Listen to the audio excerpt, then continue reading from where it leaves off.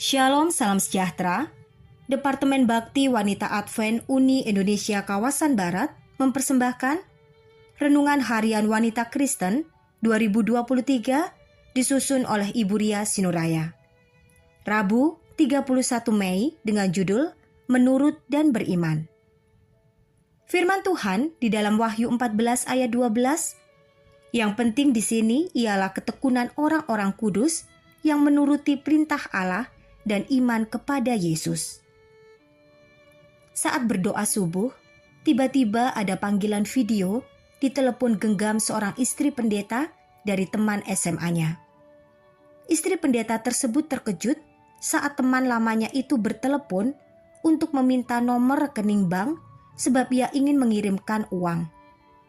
Ia didorong oleh Roh Kudus pagi itu sebab malam sebelumnya dia bermimpi Tuhan menyuruhnya mengirimkan sejumlah uang untuk membantu pelayanan teman dan suaminya, seorang pendeta. Teman lama si istri pendeta ini sudah tidak bergereja di gereja Masehi Advent hari ke-7 lagi karena mengikuti suaminya.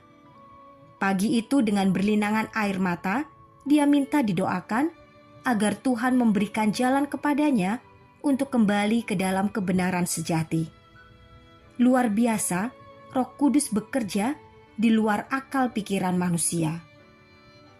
Firman Tuhan di dalam Lukas 15 ayat 7, Aku berkata kepadamu, demikian juga akan ada sukacita di surga karena satu orang berdosa yang bertobat, lebih daripada sukacita karena 99 orang benar yang tidak memerlukan pertobatan. Masalah utama dalam konflik terakhir di bumi adalah pertempuran dalam pikiran. Sebab lewat pikiran, kita dapat menunjukkan kesetiaan dan komitmen terhadap kehendak Allah.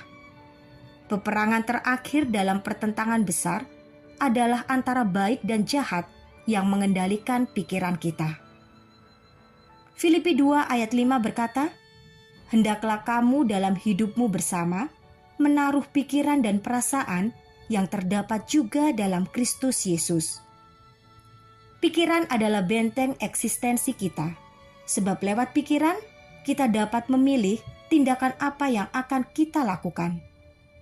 Ketika kita menjalani kehidupan yang berpusat kepada Kristus, maka kita mengizinkan Dia membentuk pemikiran kita dengan hal-hal yang kekal, bukan yang sementara di dunia ini. Dalam ayat ini, kata hendaklah berarti mengizinkan atau memutuskan. Artinya, ada sebuah proses kehendak untuk memilih dan memutuskan. Maka ketika kita takut akan Tuhan, kita menjadikannya yang pertama dalam hidup kita. Kita dinasehatkan oleh Rasul Paulus agar dengan sengaja dan sadar menggunakan karunia kudus kehendak bebas untuk memikirkan hal-hal surgawi. Seperti seorang ibu yang meminta teman lamanya untuk mendoakan dia agar kembali ke dalam kebenaran sejati. Sahabat, ketika pikiran kita diserahkan kepada kehendak Allah, maka roh yang adalah penurut akan mendominasi kehidupan kita.